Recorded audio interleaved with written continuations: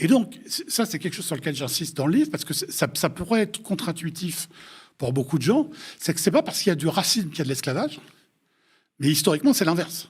C'est parce qu'il y a de l'esclavage qu'on crée des races. Voilà. Alors, ça ne veut pas dire qu'il n'y a pas de pensée raciale avant. Ça veut dire que découle de l'esclavage la nécessité de construire des catégories hyper compliquées pour séparer le blanc du noir. Catégorie qui n'existait pas dans les premières décennies de la colonisation, pour une raison très simple, c'est que tout le monde est métissé. C'est-à-dire même les blancs sont métissés, pour une raison très simple, c'est qu'il n'y a pas de femmes. Donc, avec qui ils font des enfants? Ils font des enfants avec les Indiennes, ils font des enfants avec les esclaves noirs, ils font des enfants avec des métis de noirs et d'esclaves, etc. Il y a très peu de femmes européennes. Et donc, grosso modo, jusque dans les années 1680-90, même jusqu'en 1700, tout le monde est métissé.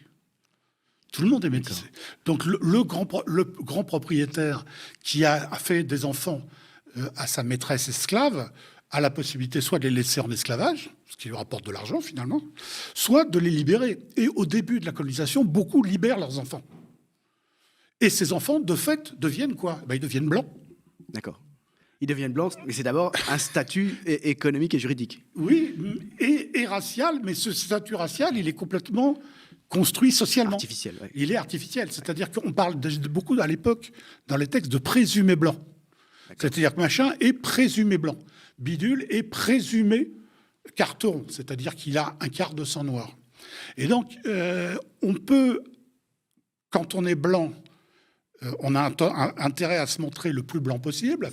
Quand on est noir, on a intérêt à se montrer le plus blanc possible aussi. Donc, il y a des processus très savants de blanchiment.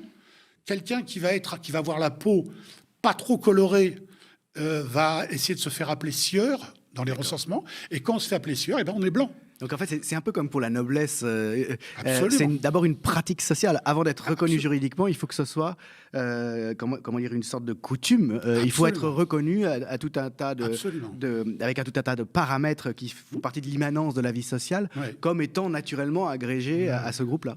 Oui, parce que les esclaves sont en général noirs la plupart du temps.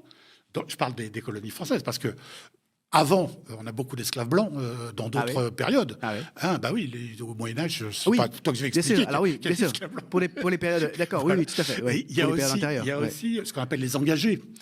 Entre les années 1630 et les années 1680, par exemple, dans les colonies anglaises, la moitié des esclaves, c'est des Irlandais. D'accord. Alors, ils n'ont pas le statut juridique d'esclaves, ils ont le statut d'engagés, mais en réalité, leur situation personnelle, leur mise au travail est identique à celle des esclaves noirs. Donc, au tout début de la colonisation, il y a des esclaves, entre guillemets, blancs, que sont les engagés. Même si juridiquement, à l'issue de leur engagement, ils peuvent devenir libres. Ce qui est loin d'être toujours le cas, parce que très souvent, ils ont des dettes, et donc ils se retrouvent dans une situation proche de celle ils sont maintenus dans cette des esclaves. Voilà. Mais donc ça, c'est vraiment le début de la colonisation. À l'époque dont je parle, c'est-à-dire grosso modo au tournant du XVIIe et du début du XVIIIe siècle, il n'y a quasiment plus d'engagés blancs. Il y en a très peu dans les colonies françaises. Il y en a toujours eu beaucoup plus dans les colonies anglaises.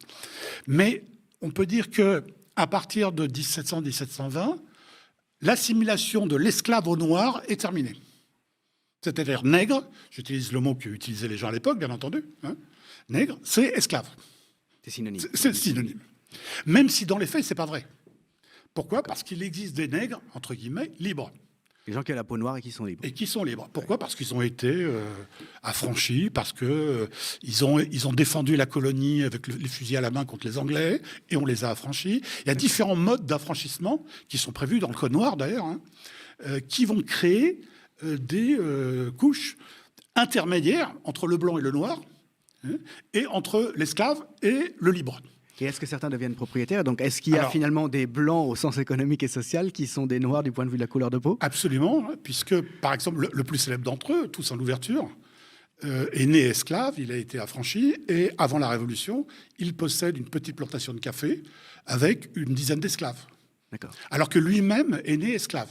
Oui. Et donc on a, alors ils ne sont pas très très nombreux, mais il existe des noirs libres, il existe des libres de couleur, comme on dit. Les libres de couleur sont en général des métis. À l'époque, on utilisait un terme péjoratif qui est le mot mulâtre. Moi, je l'utilise avec des guillemets, bien sûr, parce que c'est un terme péjoratif, comme le mot nègre.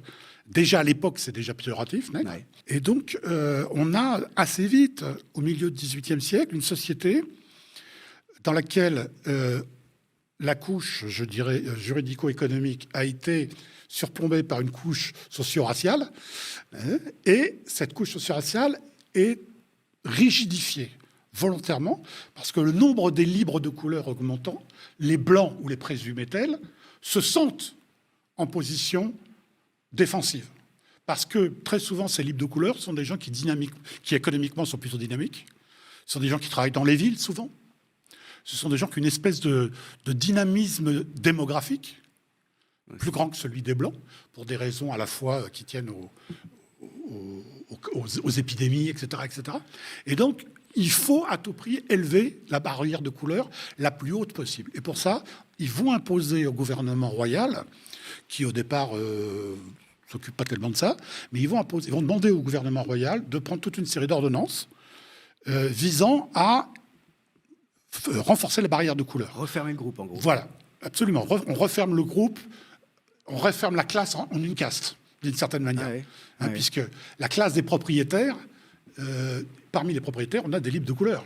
Oui. Alors, on aurait pu imaginer qu'il y ait une alliance entre les libres de couleur propriétaires et les blancs propriétaires. En réalité, non.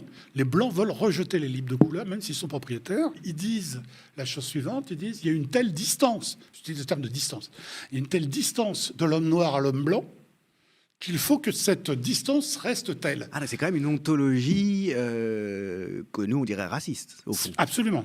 Absolument, mais ils sont les seuls à le dire. C'est eux qui sont les seuls à le dire, parce qu'en métropole, ce genre de discours existe quasiment pas. Donc ce sont les colons blancs qui créent ce discours.